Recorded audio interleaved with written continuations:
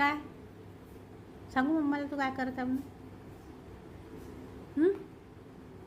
हे काय करत आहे साना ते तू सांगू मम्माला? हा तू थांब मम्माला सांगतो. ते हे घे मंकी काढून देतात. दादी मंकी काढून देते. Monkey monkey. बापरे कशाचा आवाज आहे? कशाचा आवाज आहे साना दे बघू नये कोण आला. बघ बरं कोण आला. जाऊन बघ. जा तर बघ तर सही. जा तिथूनच बघ कोण आलं. आ हंबा ये ये लवकर इकडे.